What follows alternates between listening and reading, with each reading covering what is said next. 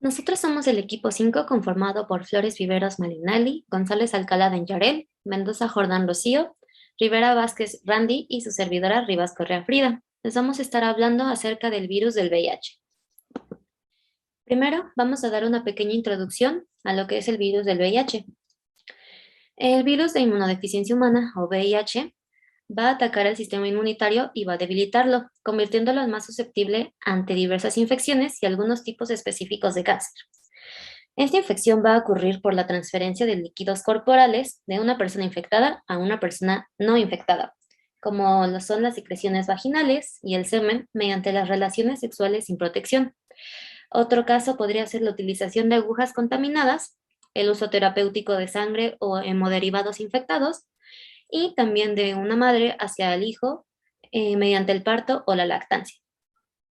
Ahora, el desarrollo sin tratamiento del VIH va a constituir la última forma y la más avanzada fase que se refiere al síndrome de inmunodeficiencia adquirida, y es muy importante no confundirlos ya que no son lo mismo, son dos cosas distintas. A continuación, vamos a hablar acerca de sus generalidades. Como sabemos, el nombre científico del VIH es el virus de inmunodeficiencia humana. Este virus se va a clasificar según su estructura como un virus envuelto y según la clasificación de Baltimore en el grupo 6 de virus ARN monocatenario retrotranscrito debido a sus características morfológicas, en las cuales vamos a hablar en un momento. Y según su taxonomía, se va a clasificar en el género del lentivirus y familia Retroviridae. Ahora, hablando de su morfología, sabemos que va a contar con una forma esférica, una envoltura de bicapa lipídica que va a tomar de la membrana de la célula humana o del huésped durante el proceso de gemación de nuevas partículas, glicoproteínas virales que van a ser esenciales para que el virus infecte la célula, y un núcleo o nucleocápside que va a contener genes que codifican proteínas virales, como lo son la P15, P55, P56, P11 y P17, además de contener dos cadenas idénticas de ARN. Su tamaño va a ser de aproximadamente 100 a 120 nanómetros. Y este virus va a producir antígenos P24, IgM e IgG, que van a facilitar el diagnóstico mediante diversas pruebas en las que vamos a profundizar más adelante en la exposición.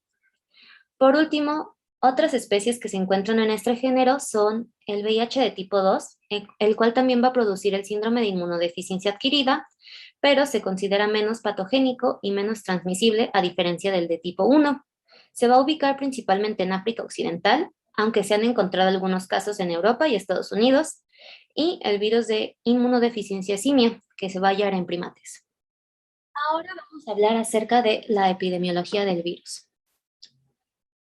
Su prevalencia y distribución a nivel mundial, según estudios realizados en 2021, que se enfocaron específicamente en el año 2019, se obtuvieron los siguientes resultados que vamos a ver en pantalla. En América Latina se encontraron 2.1 millones de personas con VIH, en el Caribe 330,000, Europa Occidental, Central y América del Norte 2.2 millones, Europa Oriental y Asia Central 1.6 millones, Asia y el Pacífico 5.6 millones, África Septentrional y Oriente Medio 230,000, África Oriental y Meridional 20.6 millones, siendo esta la cifra más elevada, y África Occidental y Central con 4.7 millones. Ahora vamos a hablar acerca de las estadísticas de México. En México, según la Secretaría de Salud, se diagnosticaron en 2018 17,371 casos. En 2019, 17,182 casos. Y en 2020, 8,635 casos, viendo una disminución importante en los contagios del VIH. Ahora, en el 2018, 14,671 personas fueron hombres y 2,700 mujeres. En 2019, la cifra de personas masculinas contagiadas fue de 14,566 y de personas femeninas 2,616. En 2020 observamos el contagio de 7,362 hombres y 1,273 mujeres. lo que nos da por resultado que existe un mayor contagio en hombres que en mujeres. Y a continuación veremos patogenia. Buenos días, me llamo Randy Martín Rivera Vázquez y les voy a hablar sobre la patogenia del VIH. La VIH se puede transmitir por medio de muchas maneras: el sexo, con el semen, fluidos vaginales, el sangre, también agujas contaminadas, el parto, también por leche mamaria. El fisiopatología del VIH es complicado, pues tiene dos cadenas de ARN completo con 3 pares de proteínas, siendo 2 enzimas de integrasa, 2 de proteasa, también 2 de la transcriptasa inversa. Y está envuelta de un cápside de proteína. Ese cápsida está adentro de un matriz, es una estructura pues simétrica. Y todo esto está envuelto de una membrana lipídica. Esa membrana tiene glicoproteínas aquí presente, siendo el GP120, que se va a unir con el receptor de la célula huésped. También tiene glucoproteínas transmembranas, ese es GP41. Entonces, en la transmisión, este glicoproteína 120 se va a unir con el receptor de la célula CD4. El célula CD4 no es cualquier célula, es una célula, es un linfocito especial que se excreta sustancias que se llaman otros células blancos para atacar el patógeno en cuestión. En esta ecuación ya se une con el receptor, está listo para atravesar la membrana. Entonces se entra en un ciclo replicativa. Ya cuando se atraviesa, la matriz se desintegra, soltando todas las sustancias, la ARN, las proteínas, y la ARN se une con la transcriptasa inversa y se pone a hacer una cadena de ADN. Ya cuando se hace la ADN, está lista para entrar al núcleo, cuando se hace un proceso de integración. Con la ayuda de la enzima integrasa, se corta la ADN que existe en el núcleo, se corta e injerta ese nuevo ADN del virus, lo cual se puede hacer cadenas de ARN mensajero. Ya cuando se hace esas cadenas de ARN mensajero, se sale del núcleo y se une con los ribosomas y se hace cadenas polipeptídicos de los proteínas del virus. Pero esas cadenas todavía no están activos, son pasivos hasta que se llega a una enzima que se llama proteasa, se corta esas cadenas polipeptídicos y se envuelta en otra matriz. En esa matriz, esa estructura se viaja hacia la membrana celular, donde se encuentran las glicoproteínas en la membrana, y ya se entra en una etapa de exocitosis y se sale de la célula para infectar otra vez. Entonces, en la fase aguda de la infección del VIH, se pone a morir muchas células de CD4 muy rápido, pero se pone a recuperar en un tiempo muy corta. Eso se entra en la fase crónica. En la fase crónica sí se recupera al principio, pero se pone a disminuir las cantidades de las células CD4 poco a poco, disminuyendo hasta que pues casi no existe. En ese ya se entra a la etapa de SIDAs. Pero mi compañera les va a explicar sobre las manifestaciones clínicas. Muchas gracias. Mi nombre es Deñarel González y les hablaré sobre las manifestaciones clínicas del VIH. En cuanto al periodo de infección, tendremos que se va a caracterizar por un agotamiento de células TCD4. Las primeras semanas se caracterizan por una enfermedad vírica, aguda pseudogripal, en hasta 80% de los afectados. a veces llamada enfermedad de cero conversión, con abundancia de virus o viremia en la sangre periférica y una disminución marcada del número de células TCD4 circulantes, caracterizado por síntomas inespecíficos de infección. Esta va a aparecer del 50 a 70% de los adultos infectados, habitualmente a las 2 a 6 semanas de la infección. De hecho, en muchos pacientes la infección permanece oculta y no hay síntomas. En la mayoría de los pacientes, esta viremia aguda se relaciona con la activación de las células TCD8 que destruyen las células infectadas por VIH y luego con seroconversión, es decir, producción de anticuerpos. Luego habrá una respuesta inmunitaria adaptativa que controla la enfermedad aguda y restituye una gran parte de las cifras de células TCD4, pero no va a erradicar el virus. Luego, en la fase crónica de latencia clínica, el virus quedará contenido dentro de los tejidos linfáticos y la pérdida de linfocitos TCD4 se corrige reponiendo los progenitores. Para este punto, los pacientes todavía son asintomáticos o sufren infecciones leves. Aquí vemos cómo van bajando las células TCD4 hasta llegar a la fase sintomática. Cuando entramos a la fase sintomática, las infecciones oportunistas y otros síntomas se hacen más frecuentes a medida que el recuento de células TCD4 disminuye, empezando en -1, alrededor de las 500 células sobre microlitro, como podemos observar. A medida que la enfermedad progresa, los pacientes se hacen sensibles a otras infecciones y las respuestas inmunitarias a estas infecciones pueden estimular la producción del VIH y acelerar la destrucción de los tejidos linfáticos. Aquí es importante mencionar que la transcripción de los genes del VIH puede potenciarse con estímulos que activan los linfocitos T, como los antígenos y diversas citocinas.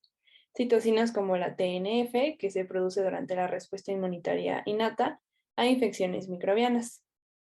La enfermedad producida por el VIH progresará hasta el final, hasta una fase que se le llama final, casi mortal, llamada SIDA, cuando la cifra de linfocitos TCD4 disminuye por debajo de las 200 células sobre milímetro cúbico, y aquí podemos observar que es cuando entra a la fase del SIDA.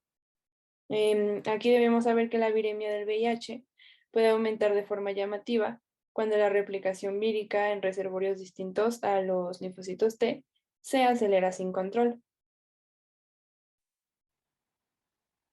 En cuanto a las enfermedades oportunistas del SIDA, sabemos que los pacientes con SIDA sufren combinaciones de infecciones oportunistas. La primera de ellas va a ser el síndrome de emanación del VIH, que incluye neoplasias y también caquexia, y se va a observar en los pacientes con enfermedades inflamatorias crónicas y puede deberse a los efectos de las citocinas inflamatorias como el TNF sobre el apetito y el metabolismo. La segunda será la encefalopatía del sistema nervioso central, el cual infiere una degeneración del sistema nervioso central. Y la afectación de este sistema en el SIDA puede deberse a la lesión neuronal producida por el virus o por proteínas víricas desprendidas como GPI20 y TAT, así como los efectos de citocinas elaboradas por las células microgliales infectadas. La última será la nefropatía del VIH, la cual incluye insuficiencia renal. Por otro lado, sabremos que como los linfocitos TCD4 cooperadores son esenciales para las respuestas inmunitarias celulares y humorales normales frente a varios microbios, pues la pérdida de estos linfocitos es la principal razón de que los pacientes con SIDA puedan ser proclives a muchos tipos de diferentes infecciones. Además de que muchos de los tumores que surgen en pacientes con SIDA tienen un origen vírico y su prevalencia en el marco del SIDA refleja la incapacidad del paciente infectado por el VIH para montar una respuesta inmunitaria adecuada o eficaz contra estos virus oncogénicos. Actualmente, estas consecuencias devastadoras de las que les hablé anteriormente sobre la infección por el VIH, incluidas las infecciones oportunistas y tumores, se han reducido de una forma muy significativa gracias al tratamiento antirretrovírico muy activo. Y en cuanto a las manifestaciones por fase, tendremos la enfermedad aguda por el VIH, la cual incluirá fiebre, cefaleas, dolor faríngeo con faringitis, linfoadenopatía generalizada y erupciones cutáneas.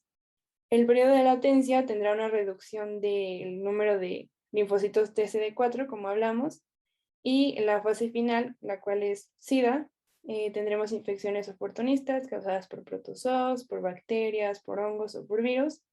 También tendremos tumores, tendremos encefalopatía y síndrome consuntivo. Y a continuación, mi compañero les hablará sobre el diagnóstico de esta enfermedad.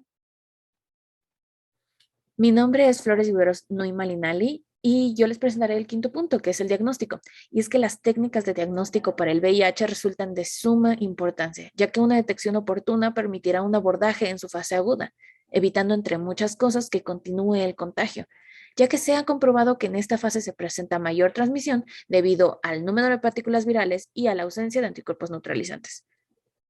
Existen entonces o podemos ubicar dos tipos de pruebas diagnósticas, las de complementariedad de los anticuerpos o inmunológicas y las de complementariedad de los ácidos nucleicos o virológicas. Las inmunológicas van a identificar los anticuerpos que la persona produce en respuesta a la infección. Estas técnicas podemos ubicar a la ELISA, a las pruebas rápidas y a la Western blot. Las virológicas, por su parte, identifican al virus mediante sus proteínas estructurales o su material genético. Y la técnica que podemos ubicar aquí es a la PCR. De la primera técnica que vamos a hablar es de la Enzyme-Linked Immunosorbent Assay, que por sus siglas podemos llamarle ELISA o en español inmunoanálisis enzimático. Este es un método muy utilizado que se basa en la detección de anticuerpos. Estos se pueden identificar entre las 3 y 4 semanas, es decir, entre los 15 y 20 días posteriores a la sospecha de la infección. Se va a realizar mediante un análisis sanguíneo y posee una especificidad y una sensibilidad del 99%. Las segundas técnicas que vamos a abordar son las pruebas rápidas. Y es que a veces se puede plantear situaciones urgentes y por ello se han desarrollado técnicas de ejecución rápida que no requieren equipos especiales y que pueden interpretarse a simple vista. Se basan en la aglutinación de partículas sensibilizadas de látex o de eritrocitos y van a poseer una sensibilidad menor o igual a la ELISA, oscilando entre el 85 y el 99%, al igual que su especificidad va a ser igual, menor o igual a la ELISA entre el 99 y 93%. Va a ser apropiado realizar la prueba a partir de los 20 días posteriores a la sospecha de infección y se va a realizar mediante una punción en el dedo o mediante secreciones bucales. Van a tardar aproximadamente entonces 30 o un poquito menos minutos en dar un resultado. La tercera técnica que vamos a ver es la Western blot. Esta es una técnica muy importante ya que va a ser la más utilizada como prueba confirmatoria para el VIH. Es apropiado realizar esta prueba a partir de los 20 días posteriores a la sospecha de infección y su especificidad y sensibilidad van a ser también parecidas a las de la ELISA. Sin embargo, una desventaja de la Western blot es la posibilidad de un resultado indeterminado y en dado caso, el paciente deberá volver 3 meses después a volverse a realizar la prueba. Se va a realizar esta prueba mediante un análisis sanguíneo o un análisis de tejido. La siguiente técnica es la PCR o reacción de cadena polimerasa. Es una prueba basada en la identificación de ácidos nucleicos virales presentes en la sangre. Esta es la más útil para la detección de un estadio agudo de la infección por VIH, siendo capaz de identificar el material genético a partir de aproximadamente los primeros 10 días posteriores a la sospecha de infección. Va a poseer una especificidad y una sensibilidad casi del 100%, pudiendo considerarla la técnica más exacta para el diagnóstico de VIH. En la siguiente tabla podemos observar lo que podemos detectar mediante la PCR. En la línea rosa podemos describir el ARN viral, en la verde el antígeno P24 y finalmente en la azul la evolución de los anticuerpos producidos por el organismo contra el virus. Estas son las 3 cosas que podemos detectar mediante la PCR. Y es muy importante destacar que la línea rosa correspondiente al ARN no desaparecerá en ningún momento. Podrá bajar, pero no desaparecer. Lo que significa que siempre se puede detectar el ARN con la PCR. Otras técnicas bastante importantes que ya habíamos hablado acerca de que una manifestación clínica es la disminución de los linfocitos CD4, pues son el conteo de los mismos, ¿no? De igual manera, pues los de la CD8, que pues no disminuirán, pero podrán aumentar al comienzo de la infección. Pero los CD4 son de suma importancia, ya que estos van a disminuir mediante más progrese la infección. Y estos, pues se van a convertir entonces en un marcador de la progresión de la enfermedad y van a ser utilizados para la clasificación del estadio de la enfermedad. También se pueden utilizar para comprobar que también están funcionando los antirretrovirales en el tratamiento, que abordaremos más adelante. Ok, el tema que sigue es tratamiento. Y primero que nada, nosotros debemos de saber que no va a haber ninguna cura para esta enfermedad. Sin embargo, podemos controlarla. ¿Cómo? Por medio de los TAR. ¿Qué van a hacer los TAR? Va a ser una terapia antirretroviral. Este es un tratamiento que consiste en una combinación de fármacos que van a suprimir la replicación del VIH. Y esta se va a utilizar en una combinación de fármacos para aumentar la potencia y reducir la probabilidad de desarrollar resistencia. Las TAR van a reducir la mortalidad y la morbilidad de las personas infectadas por el VIH y van a mejorar su calidad de vida. Los beneficios de esta es que va a haber una prevención de transmisión del VIH. Lo que sigue son los beneficios. Ok, en los beneficios, el tratamiento pues, va a reducir la cantidad de virus que va a haber en la sangre. Entonces, en la cantidad del VIH en la sangre se va a llamar carga viral. Tomar los medicamentos según las indicaciones ayuda a mantener baja su carga viral y alto su reencuentro de células CD4. Los medicamentos pueden reducir la carga viral a niveles muy bajos y esto se le va a llamar supresión viral. Y los medicamentos pueden reducir la carga viral a niveles tan bajos que las pruebas no las van a poder detectar. Esto se le va a llamar carga viral indetectable. Y si se reproduce después de comenzar el tratamiento para el VIH, esto va a significar que no está funcionando y que no debemos seguir tomando esas pastillas, sino que irnos con algo más fuerte. Y si se salta una dosis, ya sea ocasional o no, el VIH va a tener la oportunidad de reproducirse rápidamente y esto hará que se debilite el sistema inmunitario y pues nos enfermemos. Y lograr y mantener una carga viral indetectable va a ser mejor para nosotros porque así estaremos sanos y podemos proteger a externos. Un ejemplo va a ser la transmisión de madre a hijo. Si esta se toma la medicación en tiempo y forma, habrá una probabilidad del 1 o menor al 1% de que su hijo tenga la enfermedad y es recomendable que no lo amamante. ¿Cuáles son los efectos secundarios? Entre algunos, ya que no todas las personas lo tienen, pero entre algunos son salpullido, diarrea, dificultad para dormir, sequedad de la boca, dolor, fatiga, mareos, dolor de cabeza, náuseas y vómito, entre otros. La que sigue es prevención.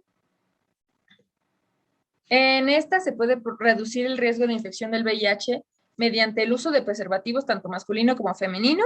Y este uso correcto de preservativos, tanto masculino como femenino, durante la penetración vaginal o anal, pues nos va a proteger contra la propagación de las enfermedades de transmisión sexual, incluido el VIH. Este preservativo masculino de látex va a tener un efecto protector del 85% o más contra las infecciones por VIH y otras enfermedades de transmisión sexual. La reducción de daños en los consumidores de drogas inyectables. Pues lo esencial sería no consumir ningún tipo de droga.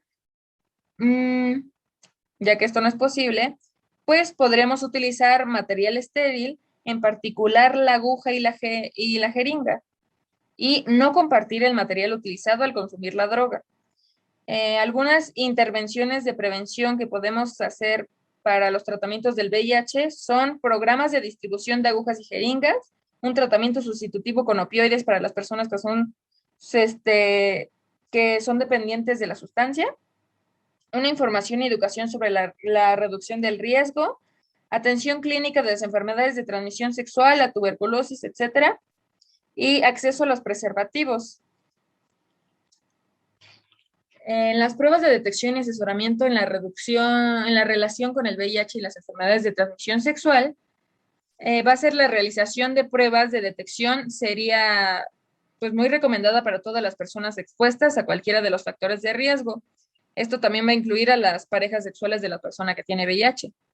En las pruebas de detección y asesoramiento, vínculos con el tratamiento de la tuberculosis, pues la tuberculosis es la enfermedad más común entre las personas de VIH. Entonces, la tuberculosis es muy letal si no es tratada a tiempo y 1 de cada 3 personas que tienen VIH mueren por tuberculosis. Entonces, esta es la principal causa de muerte en personas con VIH. Entonces, yo creo que debe haber un servicio de atención para la tuberculosis y un tratamiento preventivo contra la tuberculosis que debería ofrecerse a todas las personas con VIH. Y por último, la circuncisión médica masculina voluntaria. Esta va a reducir del 50 al 60% el riesgo de que un hombre resulte infectado por el VIH. También va a disminuir el riesgo de otras infecciones de transmisión sexual. Asimismo, va a haber una prevención con antirretrovíricos. Tanto va a existir la profilaxis anterior como la profilaxis posterior. La profilaxis anterior a la exposición del VIH va a ser por vía oral anterior a la exposición del VIH y va a consistir en la toma diaria de antirretrovíricos por personas VIH negativas para así evitar la infección de algún virus. Y la profilaxis posterior va a incluir asesoramiento, primeros auxilios, pruebas de detección del VIH por si contuvo el VIH y la administración de antirretrovíricos durante 28 días junto con atención complementaria. Y eso es todo del equipo. Gracias.